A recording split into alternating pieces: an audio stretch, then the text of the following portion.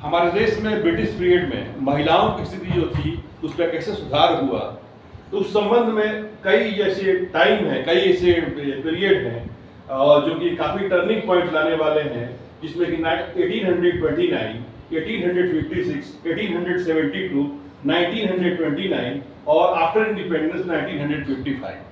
तो ये कुछ टाइम है, इस पर हम विचार करेंगे। लेकिन इससे पहले ऋग्वैदिक पीरियड में महिलाओं की स्थिति लगभग समान थी। जो अधिकार पुरुष को थे वो अधिकार महिलाओं को थे, और दोनों इक्वल फुटिंग पर थे, दोनों समान स्तर पर थे। सभा समिति हर जगह पुरुष और महिलाओं को समान रूप से अधिकार था। लेकिन धीरे धीरे महिलाओं की स्थिति में परिवर्तन आया, और कुछ स्थिति पुरुषों की अपेक्षा उन लोगों की स्थिति धीरे धीरे ग्रेजुअली निम्नतर होती गई। और आगे चलकर देखते हैं हम कि बुद्ध काल में स्थिति में और गिरावट आ रही है। उसके बाद से मौर्य काल में, गुप्त काल में हम ये देखते हैं कि महिलाएं जो भी है, तो हम कालिदास के नाटकों में देखते हैं कि राजा संस्कृत बोलता है, रानी प्राकृत बोलती है, आम आदमी की भाषा प्राकृत है। तो मतलब राजा के पास जो रानी रहती है उसके भी जो नॉलेज का लेवल है वो राजा का लेवल नहीं है। तो इसे जानकारी मिलती है।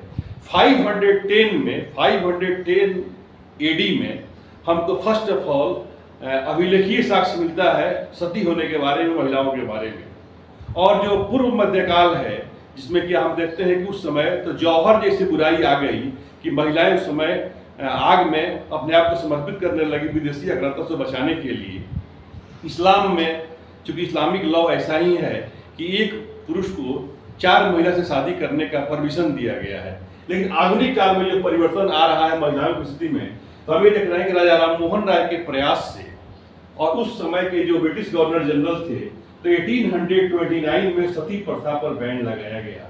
सती प्रथा पर बैन लगाया गया बंगाल प्रेसिडेंसी में, और किसी भी महिला को जबरन सती करने को कानूनी अपराध दिया गया। और ये टर्निंग पॉइंट है 1829 में। 1830 में फिर इसमें होता है कि और 2 प्रेसिडेंसी है, वहां भी लागू कर दिया जाता है। अगला टर्निंग पॉइंट आता है 1856 में, 1856 में, 1856 में। इस समय ईश्वर चंद्र विद्यासागर के प्रयास से विडो रीमैरेज एक्ट आता है। विडो रीमैरेज एक्ट, यहाँ पर हम सती होने से उसको तो हम रोक दिए, लेकिन फिर महिलाओं की स्थिति, जो औरत सती नहीं होगी उसकी स्थिति समाज में काफी दयनीय रहेगी।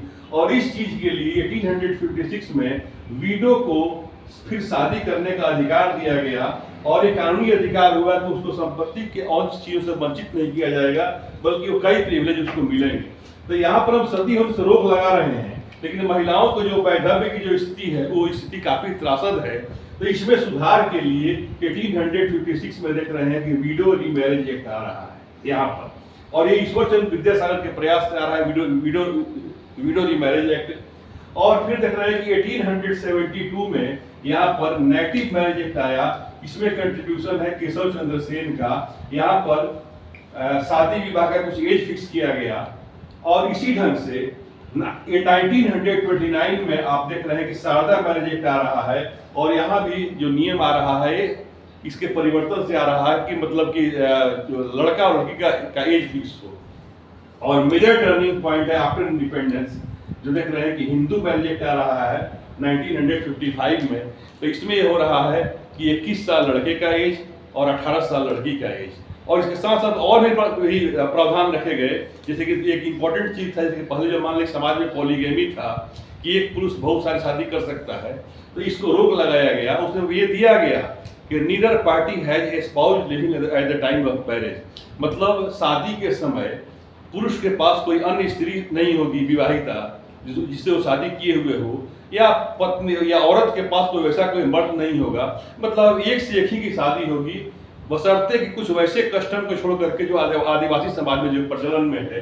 तो हम एक टर्निंग पॉइंट देख रहे हैं कि महिलाओं की स्थिति में कि 1829 में सती प्रथा पर रोक लगा, लेकिन सती होने के बाद उनकी स्थिति में उनको उसी स्थिति में छोड़ दिया गया, और इनको यहाँ पर अधिकार दिया गया window remarriage act Ishwar Chandra Vidyasagar के प्रयास से। आगे केशव चंद्र सेन के प्रयास से 1872 में सिविल मैरिज एक्ट, और 1929 में शारदा मैरिज एक्ट, और 1955 में देख रहे हैं कि यहाँ पर आ रहा है आपको हिंदू कोड बिल आ रहा है। तो ये प्रमुख चेंजेज हैं महिलाओं की स्थिति में सुधार के लिए। Thank you.